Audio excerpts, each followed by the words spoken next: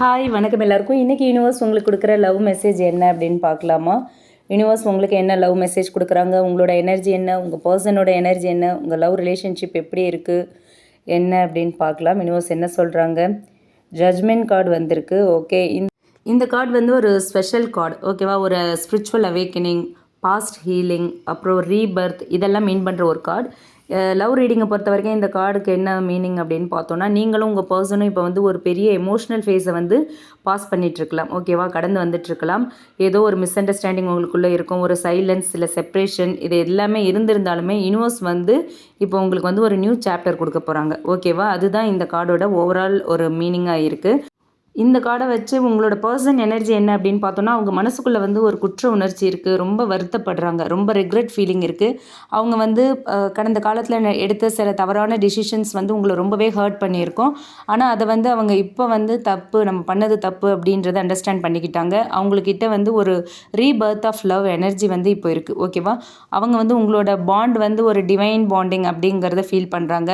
So அதனால் சீக்கிரமாக அவங்களுக்கு வந்து உங்களை காண்டாக்ட் பண்ணணும், ஒரு க்ளோஷர் ஆர் ரீஸ்டார்ட் பண்ணணும் அப்படிங்கிற ஒரு தாட்டில் இருக்காங்க. உங்களோட எனர்ஜி எப்படி இருக்குது அப்படின்னு பார்த்தோன்னா, நீங்கள் ரொம்ப நாளாக ஏதோ ஒரு விஷயத்துக்காக வெயிட் பண்ணிகிட்ருக்கீங்க.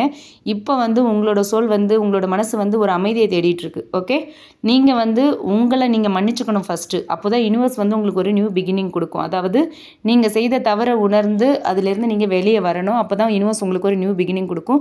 ஜட்ஜ்மெண்ட் கார்டு உங்களுக்கு சொல்கிறது என்ன அப்படின்னா, பாஸ்ட்டை வந்து நீங்கள் மன்னிக்கணும், மறக்கணும். அப்போ தான் ஃப்யூச்சரை நீங்கள் எம்ப்ரஸ் பண்ண முடியும் அப்படின்னு சொல்கிறாங்க. ஸோ அந்த ரிலீஸ் எனர்ஜி வந்ததும் உங்கள் லைஃப்பில் ஒரு மிராக்கிள் நடக்கும் அப்படின்னு சொல்கிறாங்க. ஓகே, நீங்கள் கப்புள்ஸ் லவ் ரிலேஷன்ஷிப்பில் இருக்கீங்க அப்படின்னா இது வந்து உங்களுக்கு ஒரு வேக்கப் கால். ஓகேவா? அந்த மாதிரியான ஒரு எனர்ஜியை சொல்கிற கார்டு இது. ஓகே, நீங்கள் ஹானஸ்ட்டாக கம்யூனிகேட் பண்ணணும். ஆர்குமெண்ட்ஸ், ஈகோ எல்லாமே கிளியர் ஆகி இந்த ரிலேஷன்ஷிப் வந்து ஹீல் பண்ணுறதுக்கு வந்து யூனிவர்ஸ் வந்து உங்களுக்கு இப்போ சப்போர்ட்டாக இருக்காங்க.